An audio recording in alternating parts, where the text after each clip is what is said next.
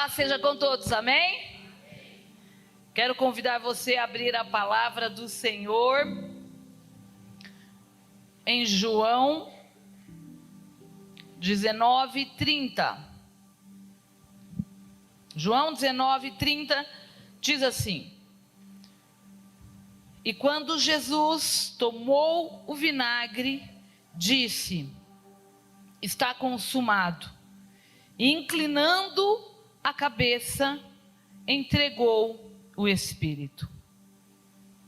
Senhor Jesus, aqui está a tua palavra, a minha vida e a vida dos meus irmãos. Fala conosco, Senhor.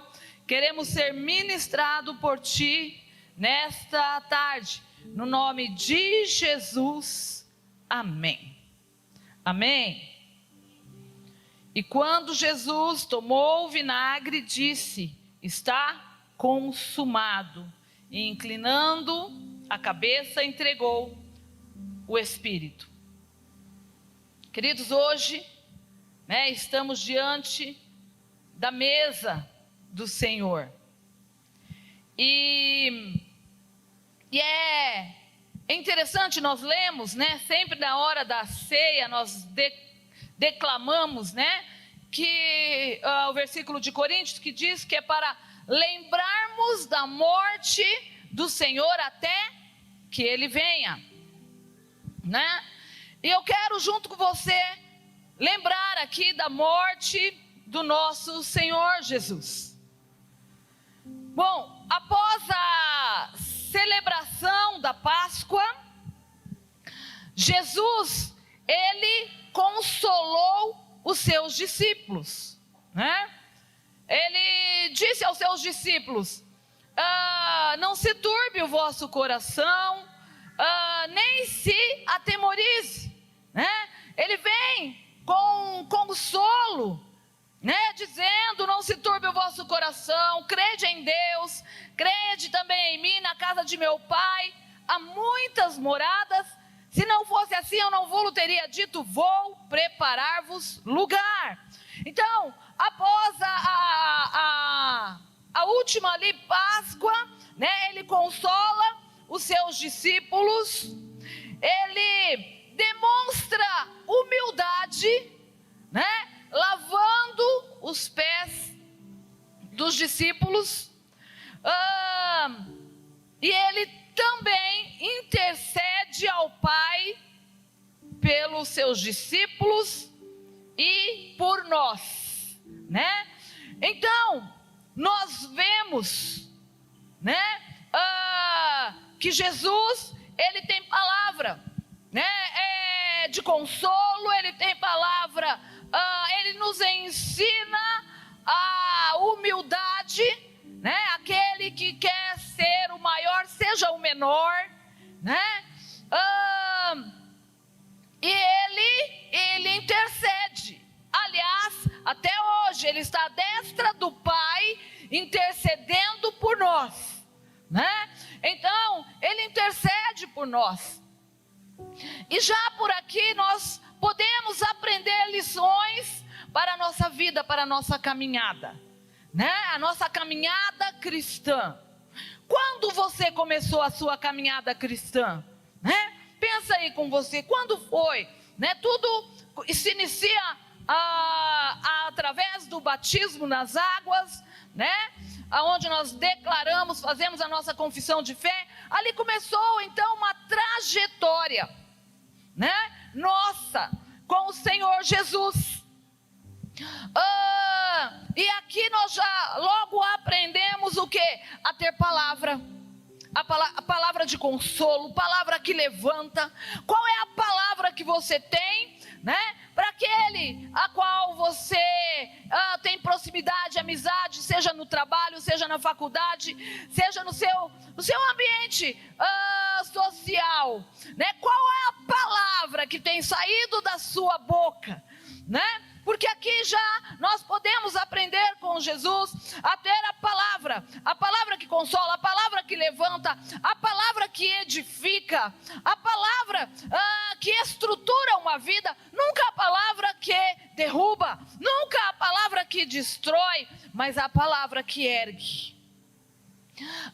E nós aprendemos também com Jesus a referência de um cristão, de um servo de Deus, é ter humildade, é colocar o outro em honra, né? Jesus, ele jamais precisava lavar os pés dos discípulos. Já preguei aqui por outras vezes que este ato era o ato mais humilhante, né? Do empregado de mais baixo, né, nível, era o que lavava os pés daqueles que chegavam de uma viagem. Mas Jesus, ele se coloca na posição mais humilde, para mostrar para nós, né, como nós devemos nos portar com aquele irmão que está do nosso lado, com aquele que está dentro do nosso lar, dentro da nossa casa. Não é com exaltação, não é com soberba, né, mas é com humildade. Essas são as características de Jesus. E essas características, ela precisa estar incutida na nossa vida. Ela precisa estar imprimida na nossa identidade de cristão. Nós precisamos ter a identidade de Jesus aqui na terra. Então, agindo sempre em humildade. Como você tem agido, se comportado dentro da tua casa, no ambiente da faculdade, no ambiente do seu lar, do trabalho? Como é que você tem se portado, né? De uma forma soberba, orgulhosa, de uma forma arrogante, ou de uma forma humilde, né? E o humilde não é, né, se arrastar, andar com a pior roupa. Pelo contrário, Jesus, ele andava bem vestido, mas é ter postura, né, de pôr o outro em honra, de se condoer com o outro, né, de entender até mesmo a deficiência do outro, né? Como você tem encarado a deficiência até mesmo do seu discípulo, até mesmo, né, lá dentro do componente da casa, né? Você tem porventura colocado o dedo em riste, acusado, né, colocado ali, tendo palavras de acusação, né? Aqui, logo no início, nós já aprendemos com o Senhor Jesus como nós devemos nos portar. Jesus, ele intercede nos últimos momentos dele na terra. Ele intercede por seus discípulos e para nós também, né? Quando você vê uma situação, você tem orado por ela, ou você tem reclamado dela, ou você tem lamentado, você tem murmurado, ou você tem orado. Você tem orado pela tua casa, por salvação, por libertação, no ambiente de trabalho, se existe levante, né? Se existe situação, você tem orado, você tem se colocado. Qual tem sido a sua postura diante de situações? Porque é fácil falarmos que somos cristãos, é fácil dizermos, mas qual tem sido a nossa prática e vivência? Sabendo que nós temos que ser imitadores de Cristo. Essa é a proposta do Evangelho de Deus, de Jesus para nós, é sermos imitadores de Cristo. Como de fato estamos nos portando, estamos imitando a Cristo, estamos orando por aqueles que nos perseguem. Orar por aquele que é bênção é fácil. Orar por aquele que está muitas vezes nos perseguindo, tendo levante, se levantando contra a nossa vida, falando injustamente, e tendo ações, né, que chateiam, que entristecem. E aí, você tem orado por esses? Nós precisamos ter esse coração intercessório. Porém, Jesus ali, né, ali após a Páscoa, ele teve essas atitudes. Em seguida, ele partiu e foi orar no jardim do Getsemane, né, onde ele frequentava. Era um lugar, o jardim do Getsemane, era um lugar onde Jesus sempre voltava-se para ali, né? Jesus ali, ele ora, ele coloca a sua preocupação, a sua dor, ali ele soa, né, gotas de sangue, né? Então, nós vemos Jesus abrindo um caminho, para mim e para você, né? E ali ele geme, ali ele clama ao Pai, não porque ele está arrependido, né, da missão, em nenhum momento, né? Mas ele sabia que no humano o que ele iria passar. Também aprendemos nessa atitude, no momento de agonia, aonde Jesus estava. Ele estava orando, ele estava clamando ao Pai. Muitas vezes nós justificamos, mas Jesus, ele era Deus, ele consegue, eu não. Não é verdade isso, ele estava humanizado. E dá sim para você vencer as batalhas, luta, dá sim para você passar por essa situação, glorificando a Deus, falando com o Pai. Aí eu pergunto para você, como é que você tem passado seus dias? Talvez você esteja enfrentando sim lutas, adversidades, dificuldades, mas como é que você tem se comportado diante, seja de afrontas, humilhações, seja de qual for o problema, como é que você tem se colocado? Porque nós vemos Jesus no momento dele de agonia, ele estava orando ao Pai. Então o que você precisa fazer no dia da angústia, no dia da adversidade? Falar com Deus, colocar diante do Senhor os seus temores, né? Pai, se possível, passa de mim esse cálice, mas todavia seja feita a tua vontade. Você tem coragem de dizer: Pai, seja feita a tua vontade. Faz, Senhor, o teu querer nessa situação. Se eu preciso aprender algo, Senhor, né, que seja para o louvor da tua glória. Se porventura, Senhor, eu tenho que passar por isso, Senhor, seja comigo. Faça a tua vontade nessa situação. Faça o teu querer, não a minha, Senhor. Você pode até apresentar: a minha vontade, Senhor, é essa e essa. Mas, Senhor, que prevaleça a tua vontade. Faça o teu querer, Senhor. Manifesta a tua glória. E se o manifestar da tua glória não for o milagre, não for a restauração, não for da forma a qual eu estou esperando, eu sei que o Senhor dará para a minha vida a condição necessária para encarar toda a situação. Quando eu coloco a minha vida em dependência de Deus, não importa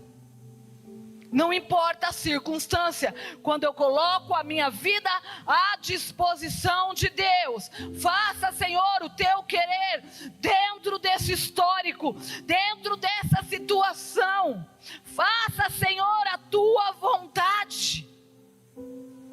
Podemos ver em detalhes da vida, né? Nós vimos aqui a Luana contando um sonho, né, que aos olhos humanos era impossível. O que nós precisamos? Crer. O que nós precisamos? Depender de Deus. Se ela fosse olhar pela ótica natural, não dá. Não posso nem me arriscar, não dá, ponto, né? Dentro da matemática, não bate a conta, não posso fazer.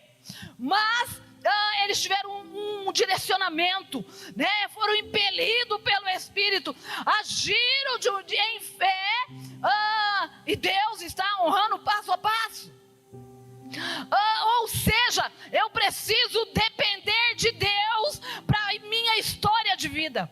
Qual é a tua história? Aonde é que precisa entrar o mover, o sobrenatural de Deus na tua vida? Deus, Ele quer agir na minha e na sua vida, mas qual é a resposta que você dá para Deus mediante a situação? Tem mostrado fé, eu creio, Senhor. Aos meus olhos é impossível. Aos meus olhos não tem transformação. Esse não tem jeito não, essa não tem jeito não. Senhor, aos meus olhos, não tem salvação na minha casa. Não tem libertação das drogas, da bebida, da prostituição. Aos meus olhos não tem jeito o casamento da minha mãe, o casamento do meu pai, a postura dentro da minha casa. Aos meus olhos não tem jeito. Não vai ter jeito. Mas quando eu falo, Senhor, aos meus olhos parece realmente não ter jeito, mas Senhor, eu creio que para ti todas as coisas são possíveis. Então eu declaro o casamento da minha mãe restaurado. Eu declaro, Senhor, o meu irmão, minha irmã liberto das drogas, dos vícios. Eu declaro a boa mão de Deus entrando dentro da minha casa, restaurando as áreas assoladas, porque para ti, Senhor, nada é impossível. Bom, nós vemos ali na história de Jesus, da missão a qual ele foi cumprir. Ele foi cumprir a missão do Pai. E ele, então, naquele jardim do Getsemane, ele foi e ele orava ali regularmente, mas aquele momento foi um momento de agonia. Sabe qual é o segredo? Não desistir. Sabe qual é o segredo? É mais ou menos isso. Tirar as mãos. Deixa Deus agir. Tira as suas mãos. Deixa Deus fazer por você. Ele quer fazer por você. Porque quando eu tiro as mãos e não tento ajudar a Deus, Deus não precisa de ajuda. Quando eu tiro as mãos e eu deixo Deus fazer, eu estou dizendo, eu confio em ti. A tua forma é melhor, faz Deus, a tua forma é melhor. Eu quero dar um jeitinho aqui, eu quero dar um jeitinho ali, mas Senhor, eu me rendo. Eu tiro as minhas mãos. Queridos, eu gosto de dar vários exemplos para nós entendermos que é nos detalhes. Talvez você pense, não, é só em situações óbvias, né? Que Deus vem e age, detalhinho bobo, Deus está muito ocupado. Não, Ele é Deus, Ele é poderoso, Ele cuida dos detalhes da tua vida. Eu lembro quando eu fui ter o Vitor, eu até disse para alguém esses dias, eu fui ter o Vitor, e quando então o Samuel me deixou no hospital, eu entrei, eu tive uma notícia ruim, que o meu convênio não ia cobrir o parto, sendo que desde o início ele ia cobrir. E aí eu falei, eu tinha que entrar, eu já estava em trabalho de parto, e eu estava na cadeira de roda, eles me levando, e eu só dizendo, Samuel, liga lá, briga lá. Liga lá e defende, tenta alguma coisa, e indo embora. E a Giovana e a Bárbara no colo, Giovana não existia, a Bárbara no colo de Samuel, e mãe, eu indo. Né? E quando chegou, queridos, naquele pré-parto, as mães para ter filhos ali, gritando, chorando, outras xingando, quando não o médico, o marido, né? E estava um horror, aquela antessala. Eu pensei, meu Deus, eu sou a próxima, que hora que eu vou começar a gritar, né? E aí eu lembrei, olha, presta atenção, eu lembrei, falei, Senhor, por causa de Eva, o Senhor deu a palavra de maldição, dizendo, com dores de parto terás filho. Senhor, eu declaro que eu estou na graça.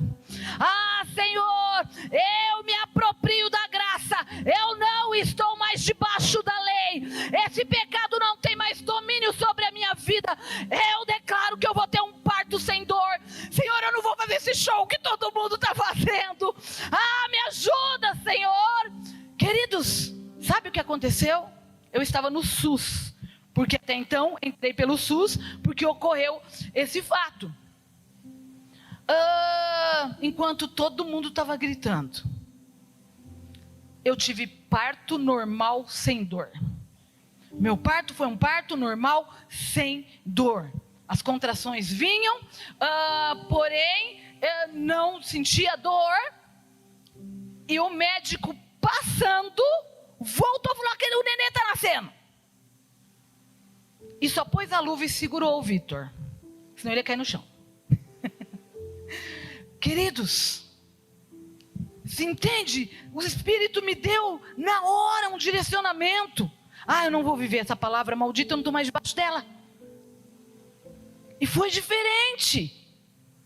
E os médicos subiram para dar os parabéns. Quem é a mãe que teve o parto sem dor? Parabéns. Bom, no fim o Samuel pagou o particular, mas ele não sabia que lá já tinha tudo acontecido e nem precisava de mais nada. Mas, queridos, é a confiança. Lembra da palavra do Senhor que diz a respeito dessa situação a qual você está passando.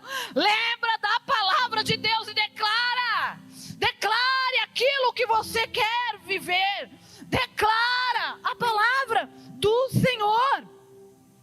Queridos, o fato é que então Jesus, ele foi levado ao Sinédrio. Jesus, ele foi levado depois para Pôncio Pilatos, na sequência, e o povo dizia o quê? Crucifica, solta Barrabás, solta Barrabás.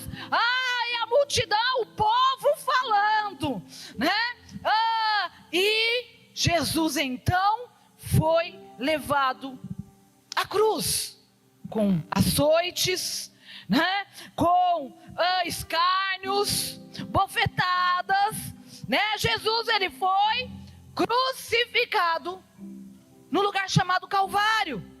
E o Senhor Jesus ali, então, ele foi crucificado. Ele sofreu toda a dor por mim e por você. Ele, além de ter passado todo o sofrimento, ele foi humilhado, o sangue dele foi escoado naquela cruz, porém, ele sabia que tudo ali estava se cumprindo, a palavra profetizada, era necessário, e ele sabia, e dentro havia as promessas, as palavras profetizadas acerca do que aconteceria com a vinda do Messias, como seria. Então ele sabia palavra por palavra, e ele era o Messias que estava ali, sendo esmagado, moído pelo teu e pelo meu pecado, pela tua iniquidade, pelos meus atos. E aí Jesus ali sofreu, padeceu, e promessas, palavras profetizadas, diz assim: secou-se o meu vigor como um caco de barro, e a língua se me apega ao céu da boca, assim me deitas no pó da morte. Jesus naquele momento ele sabia que tudo havia se cumprido. Tudo o quê? As palavras proferidas acerca do Messias, e que quando ele sentisse sede, dariam vinagre para beber, porque em Salmos diz assim: por alimento me deram fel, e na minha sede me deram a beber vinagre. Então é importante nós lembrarmos, que Cristo passou tudo isso em meu lugar, no seu lugar. Nós não podemos esquecer, e quando então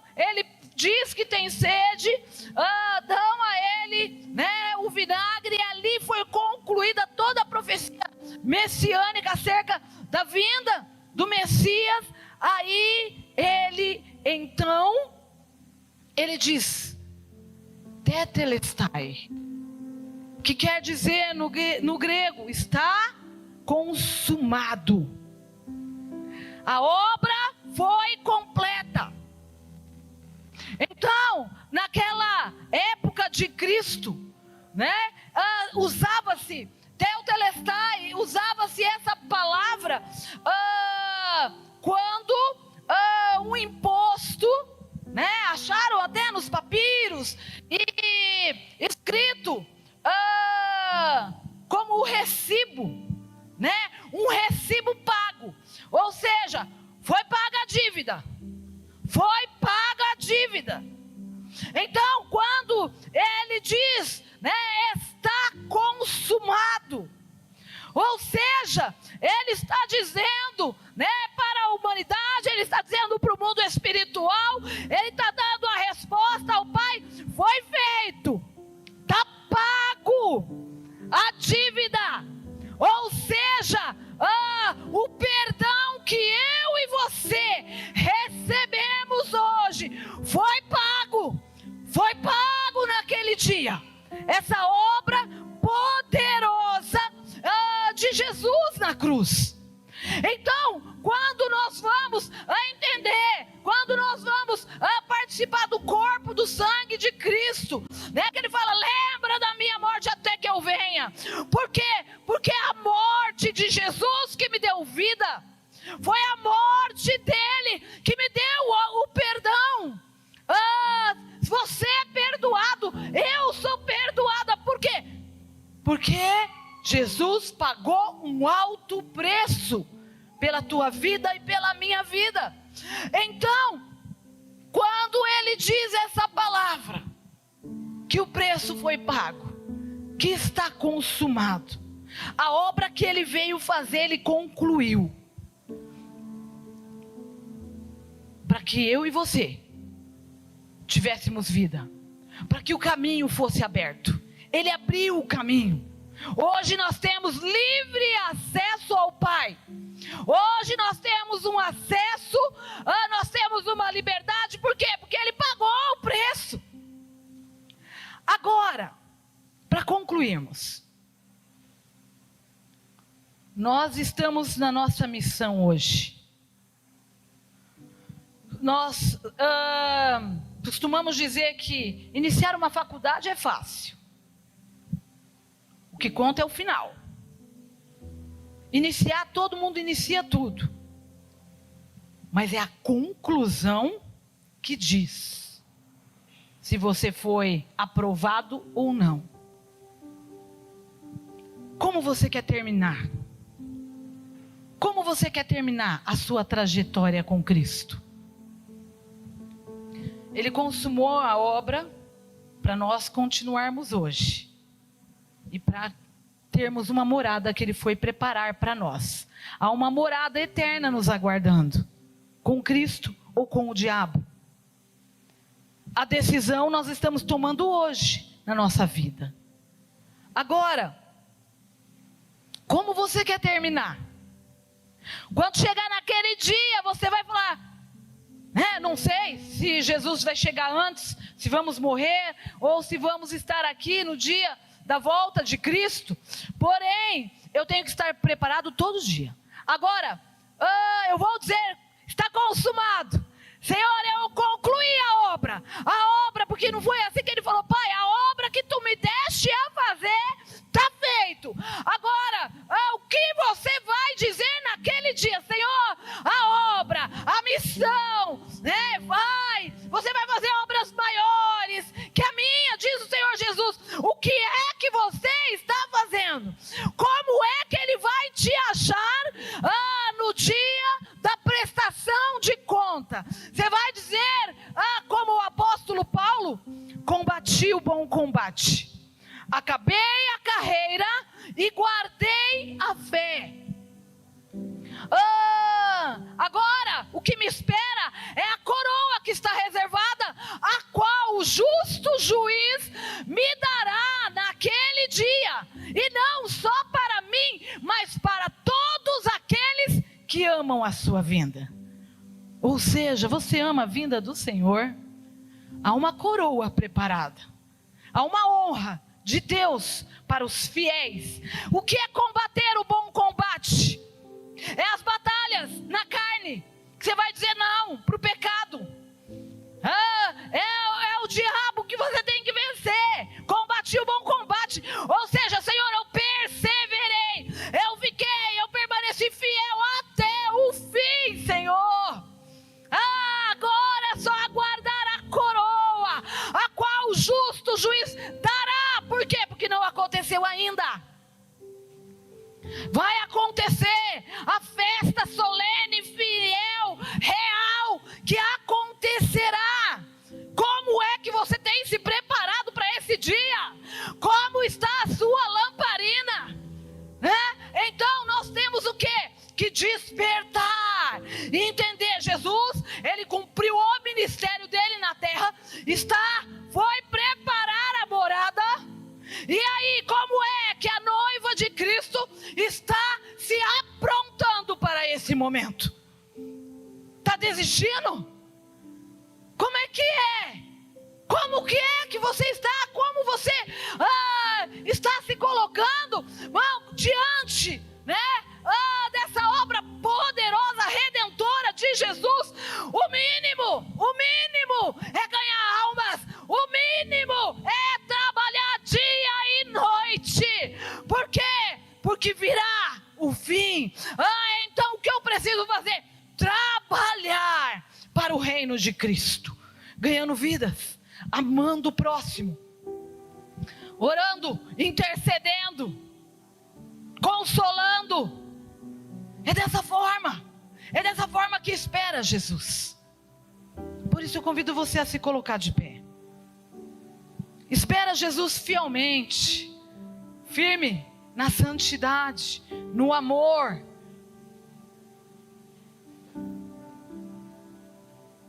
Sabendo que o nosso Pai, Ele conquistou o perdão para mim e para você. Ele conquistou a salvação para mim e para você. Ele abriu o caminho está liberado. O caminho está liberado para mim e para você. Então o que você precisa? Você tem livre acesso.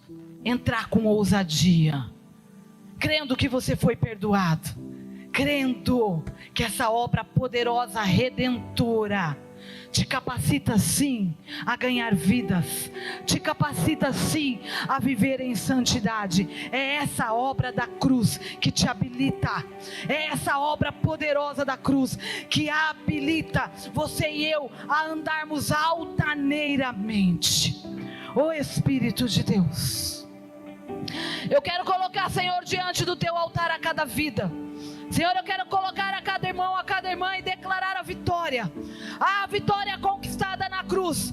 Que cada um, Senhor, possa se apropriar da obra salvadora, Senhor, da obra redentora, e entender que pela tua obra poderosa nós somos perdoados, para todo aquele que nele crê. Nós cremos, Senhor, na obra poderosa da cruz, e sabemos que o Senhor é poderoso para nos capacitar de uma forma tal a andarmos em santidade, a nos rendermos aos seus pés, a vivermos, Senhor, uma vida abnegada para esse mundo, Senhor, e viver o teu reino, a tua justiça aqui na terra, Senhor.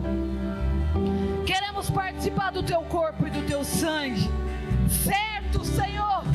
Oh Deus, consciente, Senhor, que somos perdoados por ti, e que nós temos uma trajetória, e nós não queremos, Senhor, acabar de uma forma, Senhor, a desistir, mas, Senhor, combatendo o bom combate, sempre, em todo momento, em nome de Jesus, em nome de Jesus, amém.